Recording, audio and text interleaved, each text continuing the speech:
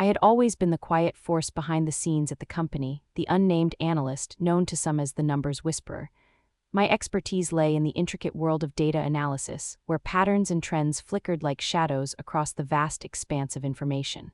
At 35, I had spent over a decade honing my skills, immersed in the complexities of our $280 million database, a treasure trove of insights that could propel the company into its next phase of growth.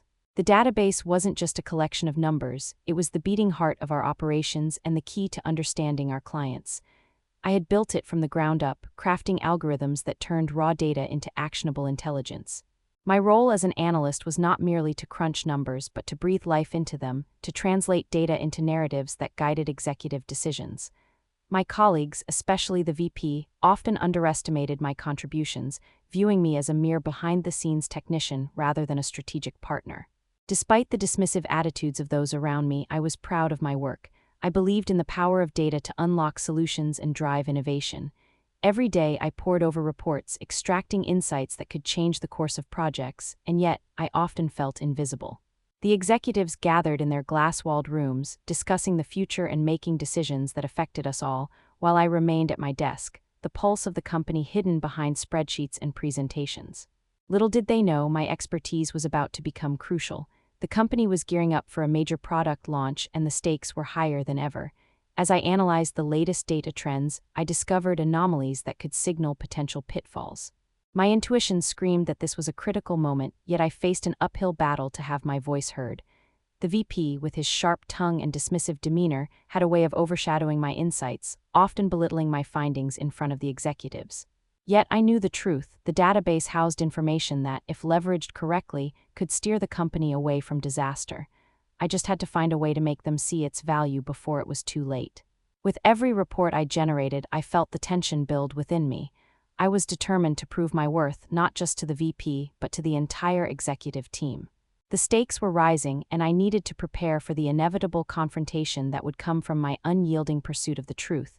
The database was more than just a collection of figures, it was a lifeline, and I was ready to fight for it.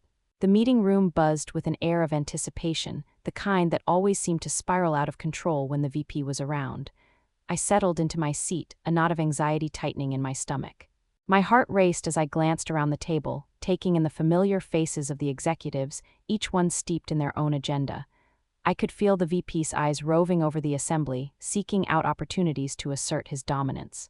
"Let's get started," he declared, his voice dripping with authority. "I trust everyone has reviewed the latest data." I nodded, my hands clammy against the polished surface of the conference table. I had prepared a presentation that highlighted the anomalies I had uncovered in the sales trends, but I felt a sense of dread creeping in as I anticipated the inevitable dismissal. As I began to speak, sharing my insights with the room, I caught the VP's gaze shifting, a smirk creeping onto his face. "Interesting analysis, but I'm not sure why we should care about a few fluctuations in data. After all, we're not running a charity here, are we?" His condescending tone sliced through my confidence like a knife. I could hear the muffled chuckles from the executives, their laughter echoing in my ears like a cruel taunt. The VP leaned back, arms crossed, as if he had just delivered the final verdict in a court of law. "I think we all know the real drivers of success. Let's not waste our time on trivialities. It's all about the bottom line, right?" My cheeks flushed with humiliation, the heat creeping up from my neck to my face.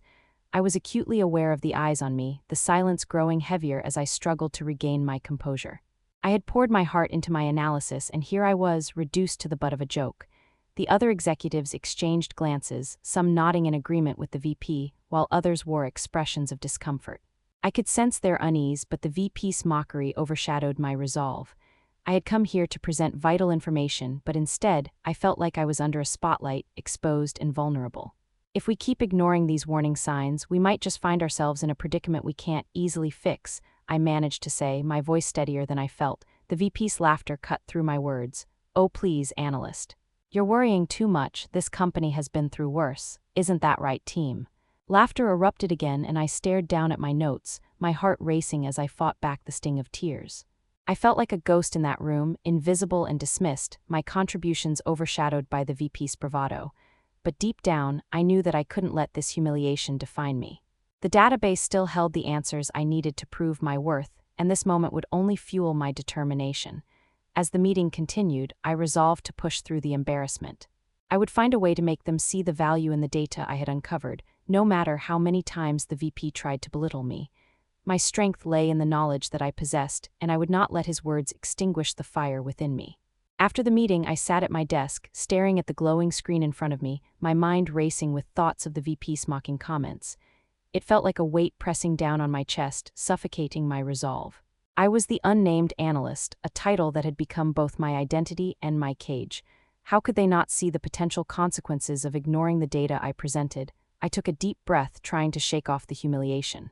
I had faced adversity before, but this felt different. The VP's laughter echoed in my mind, a reminder of how easily my insights could be dismissed. I reflected on the countless hours I had spent sifting through data, extracting correlations that could guide our strategies. Every report I generated was a testament to my dedication, yet here I was, fighting to be acknowledged in a room full of men who seemed to care little for my expertise. I leaned back in my chair, contemplating my next steps. My database was my only ally. I could feel its pulse, a rhythm of data and insights that begged to be unleashed, yet I was shackled by the VP's disdain. I had to find a way to break free, to wield the power of the information I had at my fingertips. As I scrolled through the database, I stumbled upon a trend that sent a chill down my spine. There was a significant drop in customer engagement metrics, a stark contrast to the previous quarters. I knew instinctively that this was no mere fluctuation, it was a signal, a warning that could not be ignored. My heart raced as I thought about how to present this information. This could be the turning point, the moment I needed to reclaim my voice and demonstrate the importance of my analysis. But how? The VP had a way of overshadowing my contributions, and I could already hear his derisive laughter as I tried to explain my findings.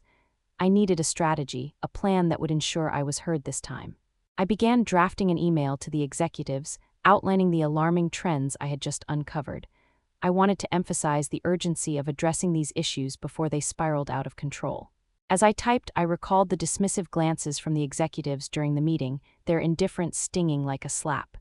I knew I had to frame my findings in a way that would resonate with them, a way that would make them sit up and take notice. I decided to incorporate visual elements, charts and graphs that highlighted the severity of the situation. I spent hours perfecting my presentation, pouring every ounce of my determination into it. I envisioned walking into that conference room again, my heart pounding with the weight of anticipation, but this time armed with undeniable evidence. I would not be the invisible analyst. I would be the one who opened their eyes to the reality they were choosing to ignore. By the end of the day, I had crafted a compelling narrative around the data, one that illustrated not just the risks we faced, but also the potential for recovery if we acted swiftly. I felt a surge of energy as I hit send, the weight on my chest lifting just a little. It was a small victory, but it was a step toward reclaiming my voice. The following morning, a reply from one of the executives landed in my inbox, expressing concern over the trends I had highlighted. My heart raced with hope. Perhaps this time they would listen. As the day unfolded, I watched as my email thread grew, executives discussing the implications of my findings. My determination was beginning to pay off. Then came the moment I had been waiting for, the request for a follow-up meeting. My pulse quickened as I prepared my notes, the sense of urgency I felt palpable. I could sense the tide turning, the executives realizing the truth in my analysis. I was no longer an analyst hidden in the shadows. I was stepping into the light, ready to fight for the data that could save us all. In that meeting, I would articulate the importance of the database, the lifeblood of our operations, and how it held the key to navigating the challenges ahead. I would make them see that I was not just the numbers whisperer, I was the strategist who could guide them through the storm. My moment was here, and I was ready to seize it. As I prepared, I felt a flicker of hope igniting within me. I was determined to turn the tables, to show them that underestimating me would come at a cost. The database was more than just data, it was my weapon, and I was prepared to wield it with precision and purpose. This time I would not be silenced. This time they would understand that I was an integral part of the company's future, not just a behind-the-scenes player. And as I looked at my notes one last time before the meeting, I felt a sense of empowerment wash over me. I was ready to challenge the VP, to confront the dismissive laughter with irrefutable facts. The database was calling, and I was ready to answer its call. The atmosphere in the conference room was electric, charged with the tension of impending decisions that could either solidify our path forward or plunge us into chaos. I could sense it in the air as the executives filed in, their expressions a mixture of determination and concern. This was it, the moment I had prepared for, the point where my expertise could no longer be overlooked. As I took my seat, I felt the weight of the database resting heavily on my shoulders, a responsibility I was ready to embrace. The VP entered last, exuding confidence, but I noticed a flicker of anxiety in his eyes as he glanced at the agenda. Perhaps he sensed the shift in the room, the growing realization that the data I had uncovered could not be ignored any longer. I took a deep breath, my heart pounding, and prepared to assert myself. "Thank you all for coming on such short notice," I began, my voice steady despite the adrenaline coursing through me. "I want to address the alarming trends we've seen in our customer engagement metrics. It's critical that we discuss these issues before they escalate further." The VP leaned back, his expression skeptical but intrigued. I seized the moment, launching into my presentation. I showcased the visuals I had crafted meticulously, charts that illustrated the stark decline in engagement and graphs that highlighted the correlation between our marketing efforts and customer responses. I could see the executives leaning forward, their interest piqued. This was different from the usual data. I was making them see the real implications of what I had discovered. As I spoke, I could feel the VP's discomfort growing. He shifted in his seat, the confident facade cracking just a bit. I pressed on, detailing not only the risks but also the potential for recovery. If we implement targeted strategies based on these insights, we can turn this around. I believe we can enhance customer experience and engagement, but we need to act swiftly. The room buzzed with murmurs of agreement, and I noticed a few executives exchanging glances. The tide was turning, and I could feel the power of the database surging behind me, lending me strength. I was no longer the unnamed analyst. I was a formidable force armed with irrefutable evidence. Then the VP interjected, his voice rising above the chatter. "I still think we're overreacting. We've weathered bigger storms before. This could just be a temporary dip." His dismissive tone was met with a few nods from executives, but I refused to back down. I had spent too long being underestimated. With all due respect, I urge you to reconsider. The data shows consistent downward trends over several quarters. Ignoring this now could lead to severe long-term consequences. I've seen how quickly customer loyalty can erode. We need to pivot before it's too late. My words hung in the air, a challenge to the VP's authority that I never thought I would have the audacity to voice. The silence that followed was palpable. I could see a shift in the room as some executives began to take notes, their expressions thoughtful. I pressed on, driven by a mix of fear and determination. This database, our $280 million asset, holds the key to understanding our customers' needs. It's not just about numbers, it's about crafting a narrative that speaks to them. If we leverage the insights effectively, we can regain our competitive edge. Finally, the VP's mask slipped further. I caught him glancing at the other executives, searching for support. The realization that my analysis had resonated with them was invigorating. I could feel the momentum building in my favor. One of the executives finally spoke up, a younger man who had always seemed supportive of my work. "I think it's worth exploring the recommendations she's laid out. We can't afford to be complacent." The room buzzed again, this time with a sense of urgency. I took a deep breath, the validation filling me with renewed energy. The meeting continued as I elaborated on potential strategies, and I felt the excitement in the air shift from skepticism to possibility. Each suggestion I made was met with nods and murmurs of agreement, a stark contrast to the dismissal I had faced just days earlier. As we wrapped up the meeting, I felt a wave of relief wash over me. The VP's earlier bravado had crumbled, and for the first time, I saw the executives looking to me for guidance. I had turned the tide, proving that the database was not merely a resource but a lifeline for the company. It was a moment of triumph, and I was finally stepping into the role I had always aspired to fill. I had transformed from the underestimated analyst to an invaluable player in our strategy. Leaving the conference room, I felt lighter, empowered by the realization that I had not only reclaimed my voice, but had also illustrated the importance of the database I had nurtured for years. I had fought for my place at the table, and I was ready for whatever came next. My determination had paid off, and I knew that the real battle was just beginning, but now, I felt ready to face it head-on. The database was no longer just numbers, it was a testament to my strength and resolve, and I was prepared to harness its power for the good of the company. As I returned to my desk, I couldn't help but smile. I had turned a critical corner, and from here on out, I would no longer be silent. The stakes were high, but I was ready to rise to the challenge, armed with the knowledge and insights that had been hidden in plain sight for too long.